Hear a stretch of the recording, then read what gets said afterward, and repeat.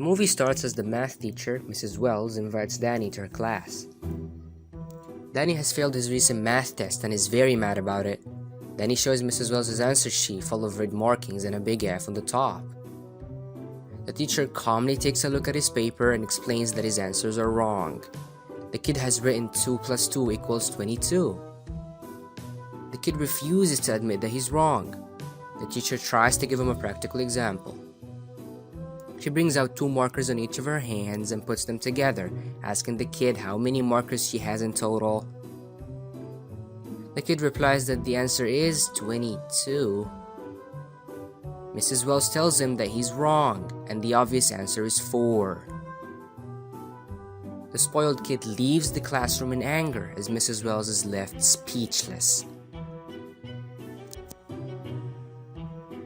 The next day, Danny's parents come to her classroom with a complaint. At first, they introduce themselves politely and take a seat at Mrs. Wells' request. Before the parents can voice their concerns, the teacher assures them that there is nothing to worry about.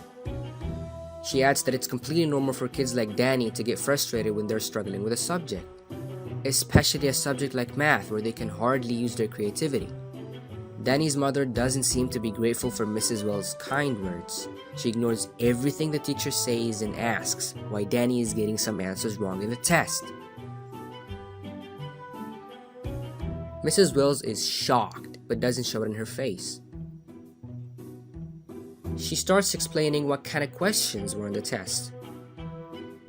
After she states that Danny's answer 2 plus 2 was 22, the room goes silent. Mrs. Wells thought the parents realized that their son was wrong. But to her surprise, they asked her to go on, waiting for her to prove her point.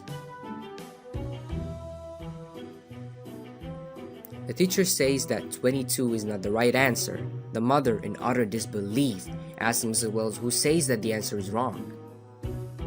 Mrs. Wells replies that it's how math works, and the couple misses the whole point and accuses Mrs. Wells of calling their son stupid. The teacher explains that it wasn't her intention and that she's simply trying to correct his mistake. Things get heated when the dad starts to yell. He asks Mrs. Wells who she is to declare his son's answer is wrong and hers is right. Mrs. Wells is in complete shock and said the answers are factual and they would never change. The mother acts like she understands Mrs. Wells' words, but then accuses the teacher of forcing her answers on the child against his conviction. Danny's mother claims that they're gonna complain to the principal. His father said his son is a free thinker for saying that the answer is 22. The following day, the principal comes to Mrs. Wells' class to discuss the matter. He asks her what the issue was with Danny's parents. Mrs. Wells announces that it got a little crazy because the parents weren't cooperating. She inquires how the management is handling the situation. She finds out that they want her to apologize to the parents, and this makes the teacher mad. The principal has a problem with Mrs. Wells telling the kids that their answer is wrong. A confused Mrs. Wells says that it's her job as a teacher to tell them when they make mistakes. However, the principal doesn't share the same view. He claims that teachers shouldn't force their views on students because the students have their own opinions. He adds that in the new system, it is wrong to declare a kid's answer incorrect because of the teacher's opinion. Mrs. Wells is left stunned. She claims that math cannot be biased because it's factual. The principal starts getting annoyed and says that Mrs. Wells' attitude is making the situation worse. He tells her that she's giving the children zero respect, which is against their school's policies. That day, a crowd of parents assembles in front of the school and protests against the teacher's stance. Mrs. Wells is shocked by the crowd, who asks her to stop undermining their kids' confidence.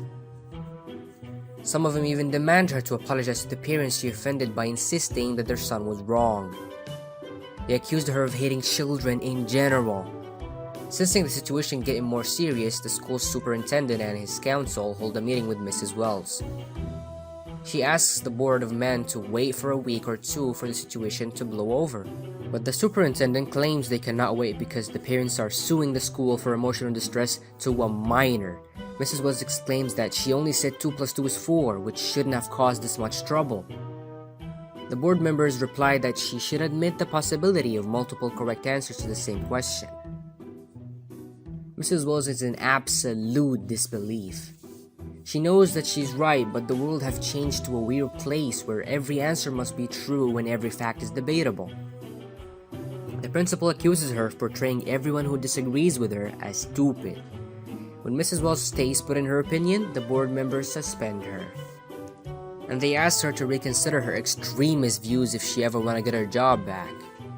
The next day, Mrs. Wells packs up all her belongings from the school and returns home. At night, she watches the TV and finds out that the issue has reached the television. Many experts are debating if 2 plus 2 equals 22 or 4. She gets a call from the school.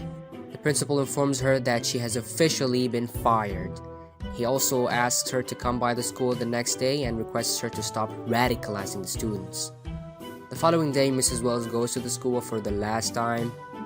Before signing the papers with the school, the principal says he'll pay her the monthly salary for the last 2 terms. The salary rounds up to $2,000 for the last month and $2,000 for this one. The principal says that's $4,000. Mrs. Wells claps back and says it is $22,000.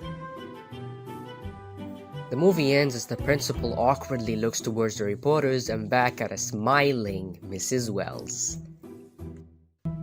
لو عجبتكم الملخصات متنسوش تعملوا سبسكرايب ولايك للفيديوز.